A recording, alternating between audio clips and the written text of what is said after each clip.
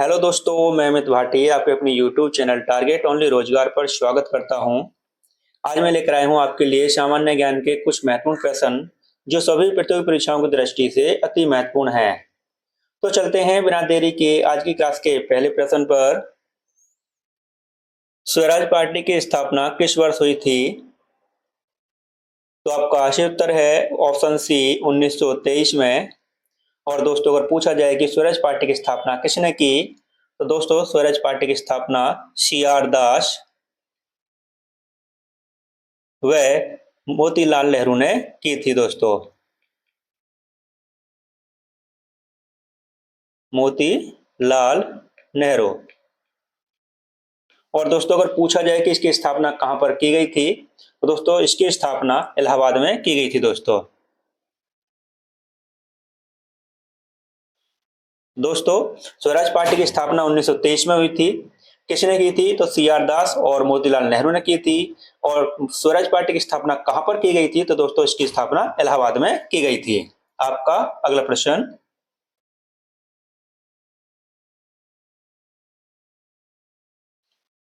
विश्व युवा कौशल दिवस कब मनाया जाता है? तो आपका सही उत्तर है ऑप्शन ए 15 जुलाई को। और दोस्तों अगर पूछा जाए कि थल सेना दिवस कब मनाया जाता है, तो दोस्तों थल सेना दिवस 15 जनवरी को मनाया जाता है दोस्तों। थल सेना दिवस।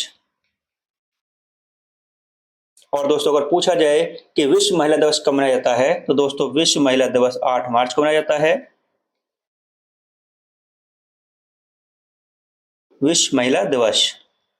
तो दोस्तों विश्व युवा कौशल दिवस मनाया जाता है 15 जुलाई को। थल सेना दिवस मनाया जाता है 15 जनवरी को। और विश्व महिला दिवस मनाया जाता है 8 मार्च को। आपका अगला प्रश्न।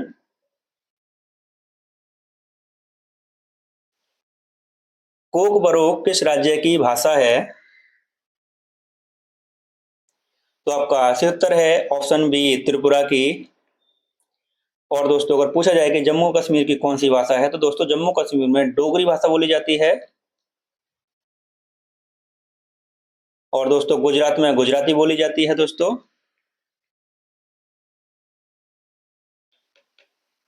और दोस्तों अगर पूछा जाए पश्चिम बंगाल में कौन सी भाषा बोली जाती है, तो दोस्तों पश्चिम बंगाल में बांग्ला भाषा बोली जाती है दोस्तों। तो दोस्तों कोकबरोक भाषा किस राज्य की है? तो वह त्रिपुरा की है। जम्मू कश्मीर में डोगरी भाषा बोली जाती है। गुजरात में गुजराती। और पश्चिम बंगाल में बांग्ला भाषा बोली जाती है। आपका अगला प्रश्न। शून्य सीमा रेखा निम्न में से किसके बीच स्थित है? तो आपका सही उत्तर है ऑप्शन ए त्रिपुरा और बांग्लादेश के बीच शून्य सीमा रेखा स्थित है दोस्तों। आपका अगला प्रश्न। नीति आयोग की स्थापना कब हुई थी? तो आपका सही उत्तर है ऑप्शन सी 1 जनवरी 2015 को। और दोस्तों अगर पूछा जाए कि नीति आयोग की स्थापना किसके स्थान पर हुई थी, तो दोस्तों नीति आयोग की स्थापना योजना आयोग के स्थान पर हुई थी दोस्तों। योजना आयोग। और दोस्तों अगर पूछा जाए कि योजना आयोग की स्थापना कब हुई थी, तो दोस्तों योजना आयोग की स्थापना वर्ष 1950 में हुई थी दोस्तों। और दोस्तों इसके जो अध्यक्ष होते हैं वह प्रधानमंत्री होते हैं। अगर दोस्तों पूछा जाए कि योजना आयोग के पहले अध्यक्ष कौन थे, तो दोस्तों योजना आयोग के पहले अध्यक्ष जवाहरलाल नेहरू थे दोस्तों।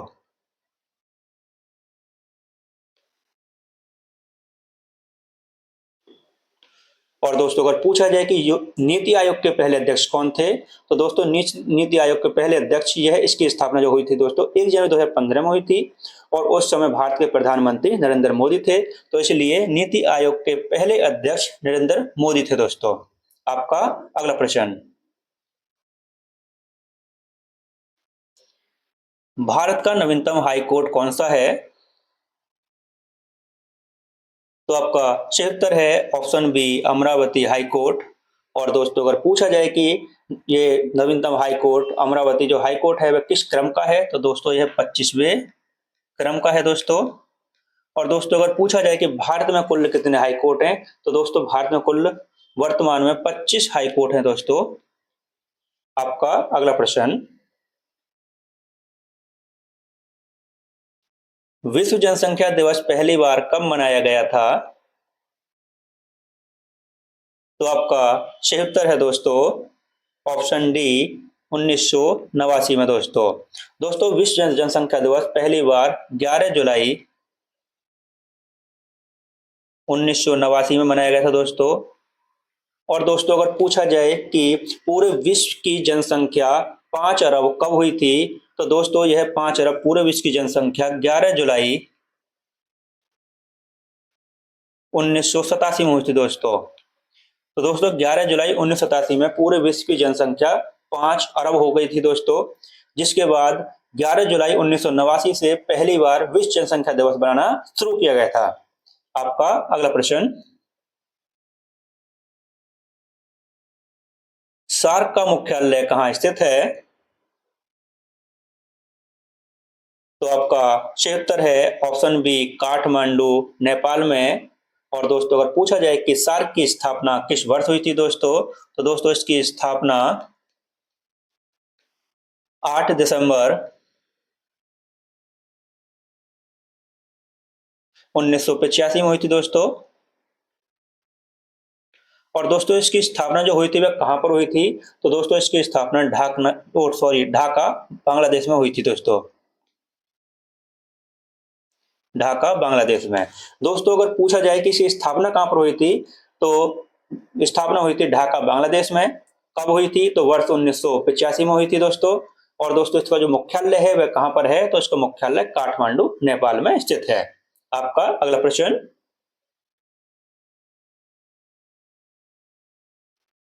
फीफा वर्ल्ड कप 2022 का आयोजन कहां हुआ था? तो आपका सही उत्तर है ऑप्शन ए दोहा कतर में। और दोस्तों अगर पूछा जाए कि इसका शुभंकर क्या था, तो दोस्तों इसका शुभंकर था लाइव, विजेता था अर्जेंटीना और दोस्तों उपविजेता था इसका फ्रांस। आपका अगला प्रश्न,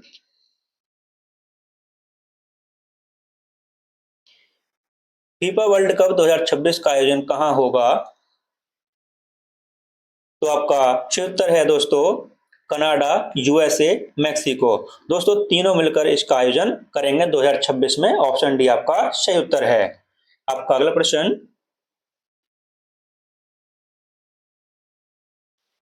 अंतर्राष्ट्रीय फुटबॉल दिवस अंतर्राष्ट्रीय फुटबॉल दिवस किस तिथि को मनाया जाता है?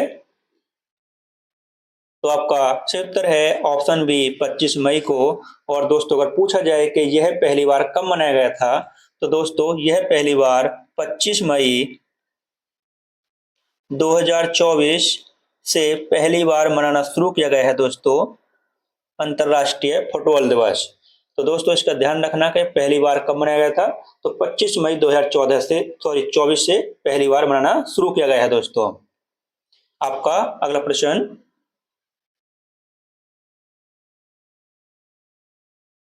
एशियाई विकास बैंक एडीबी का मुख्यालय कहाँ स्थित है?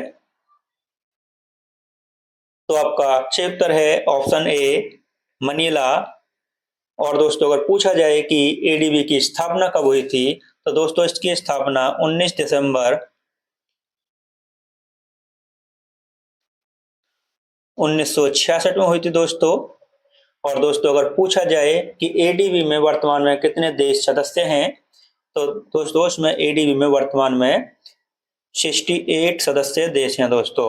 आपका अगला प्रश्न, किस वर्ष नाबार्ड की स्थापना हुई थी? तो आपका सही उत्तर है ऑप्शन सी 1982 में। और दोस्तों अगर पूछा जाए कि नाबार्ड का मुख्यालय कहाँ स्थित है, तो दोस्तों नाबार्ड का मुख्यालय मुंबई में स्थित है दोस्तों। और दोस्तों अगर पूछा जाए कि नाबार्ड की स्थापना किस समिति की सिफारिश पर हुई थी, तो दोस्तों यह किस समिति की सिफारिश पर हुई थी, तो वह थे दोस्तों शिवरमन समिति। तो दोस्तों नाबार्ड की जो स्थापना हुई थी वह शिवरमन समिति की सिफारिश पर हुई थी दोस्तों। इसका मुख्यालय मुंबई में स्थित है और इसकी स्थापना 1982 में हुई थी। आपका अगला प्रश्न, 1 रुपए के नोट पर किसके हस्ताक्षर होते हैं? तो आपका सही उत्तर है ऑप्शन सी, वित्त सचिव के।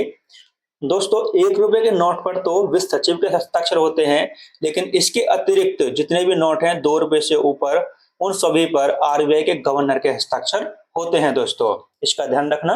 आपका अगला प्रश्न, भारत में पहली बार बैंकों का राष्ट्रीयकरण कब हुआ था? तो आपका सही उत्तर है ऑप्शन सी, 1969 में। और दोस्तों अगर पूछा जाए कि 1969 में कितने बैंकों का राष्ट्रीयकरण हुआ था, तो दोस्तों 1969 में 14 बैंकों का राष्ट्रीयकरण हुआ था दोस्तों। और दोस्तों इसके बाद वर्ष 1980 में 6 बैंकों का राष्ट्रीयकरण हुआ था।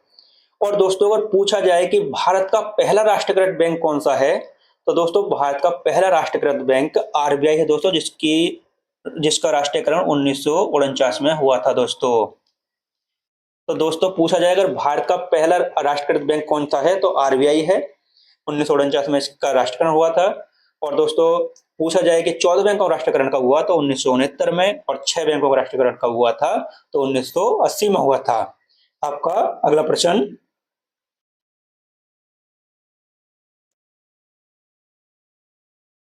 एशिया का ज्योतिपुंज किसे कहा जाता है? तो आपका सही उत्तर है ऑप्शन ए, गौतम बुद्ध को। और दोस्तों अगर पूछा जाए कि गौतम बुद्ध का जन्म किस वर्ष हुआ था, तो दोस्तों गौतम बुद्ध का जन्म 563 बीसी में हुआ था दोस्तों। और दोस्तों ये कहां पर हुआ था, तो दोस्तों यह लुम्बिनी,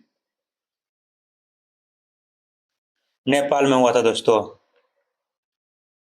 और दोस्तों अगर पूछा जाए कि गौतम बुद्ध की मृत्यु कहां पर हुई थी, तो दोस्तों गौतम बुद्ध की मृत्यु 483 बीसी कुशीनगर में हुई थी दोस्तों। कुशीनगर, उत्तर प्रदेश। तो दोस्तों एशिया का ज्योतिपुंज किसे कहा जाता है, तो एशिया का ज्योतिपुंज गौतम बुद्ध को कहा जाता है। गौतम बुद्ध का जन्म कब हुआ था, तो 563 बीसी में लुम्बिनी, नेपाल में हुआ था। और दोस्तों गौतम बुद्ध की मृत्यु कब हुई थी, तो 483 बीसी में कुशीनगर, उत्तर प्रदेश में हुई थी। आपका अगला प्रश्न,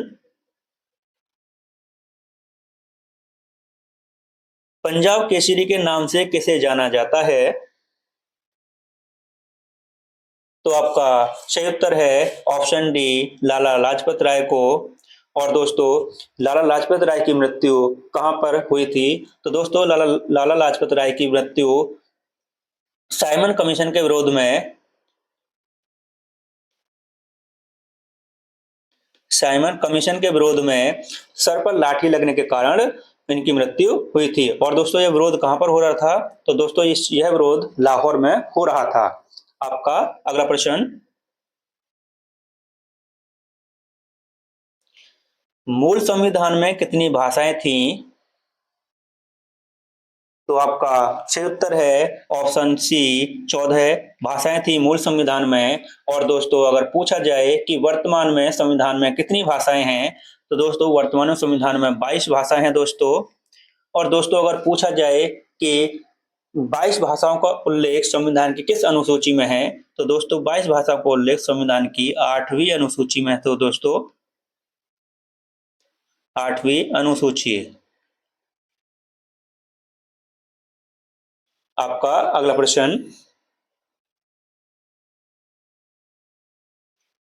रासलीला किस राज्य की लोक नृत्य कला शैली है?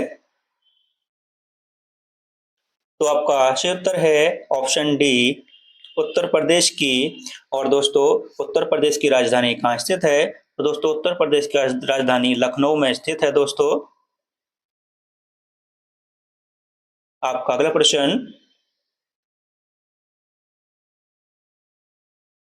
भोपाल गैस त्रासदी किस वर्ष घटित हुई?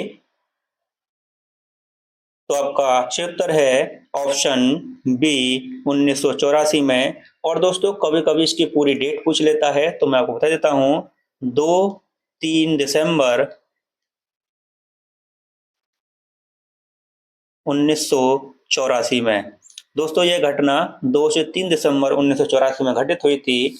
और दोस्तों अगर पूछा जाए कि इस घटना में कौन सी गैस का रिसाव हुआ था, तो दोस्तों इस घटना में MIC गैस का रिसाव हुआ था। दोस्तों MIC का पूर्ण रूप है मिथाइल आइसोसाइनेट। आपका अगला प्रश्न, हर्षचरित पुस्तक किसके द्वारा लिखी गई थी?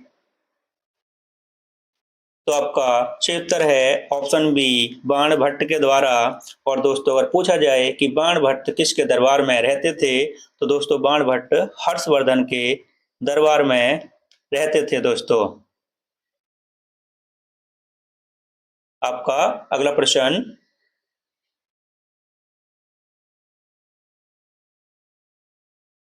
राष्ट्रपति को पद की शपथ कौन दिलाता है? तो आपका सही उत्तर है ऑप्शन डी, भारत का मुख्य न्यायाधीश। और दोस्तों अगर पूछा जाए कि उपराष्ट्रपति एवं प्रधानमंत्री को शपथ कौन दिलाता है, तो दोस्तों उपराष्ट्रपति और प्रधानमंत्री को शपथ राष्ट्रपति दिलाते हैं दोस्तों। और दोस्तों अगर पूछा जाए कि लोकसभा अध्यक्ष को शपथ कौन दिलाता है, तो दोस्तों लोकसभा अध्यक्ष को, जरा एक क्वेश्चन ध्यान रखना, इसको कार्यकारी अध्यक्ष शपथ दिलाता है दोस्तों। तो दोस्तों लोकसभा अध्यक्ष को इसकी शपथ कार्यकारी अध्यक्ष दिलाता है दोस्तों। कार्यकारी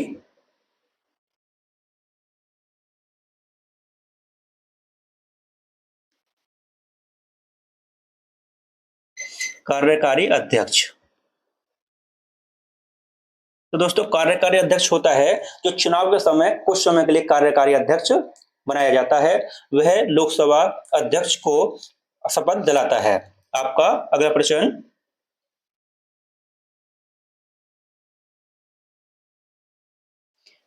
राज्यसभा का पदेन सभापति कौन होता है? तो आपका सही उत्तर है ऑप्शन बी, उपराष्ट्रपति।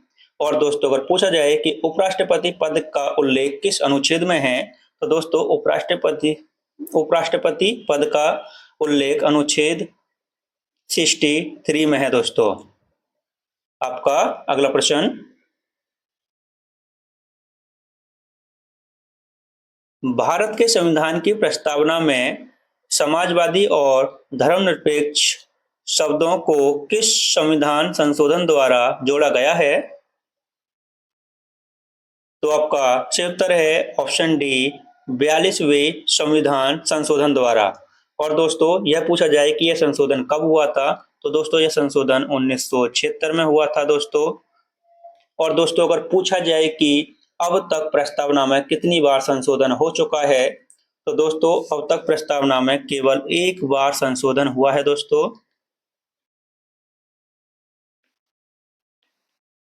तो दोस्तों यह क्वेश्चन काफी बार पेपर में आया भी है कि प्रस्तावना में अब तक कितनी बार संशोधन हो चुका है। तो दोस्तों प्रस्तावना में अब तक केवल एक बार संशोधन हुआ है, वह 1976 में हुआ था 42वें संविधान संशोधन द्वारा। आपका अगला प्रश्न, भारत का संविधान पूर्ण रूप से तैयार हुआ था? तो आपका सही उत्तर है ऑप्शन सी, 26 नवंबर 1949 को भारत का संविधान पूर्ण रूप से बनकर तैयार हो गया था। और दोस्तों अगर पूछा जाए कि संविधान कब लागू हुआ, तो दोस्तों संविधान लागू हुआ था 26 जनवरी 1950 में। तो दोस्तों संविधान लागू हुआ 26 जनवरी 1950 में। और दोस्तों अगर पूछा जाए कि संविधान सभा की अंतिम बैठक कब हुई थी, तो दोस्तों अंतिम बैठक 24 जनवरी 1950 को हुई थी दोस्तों।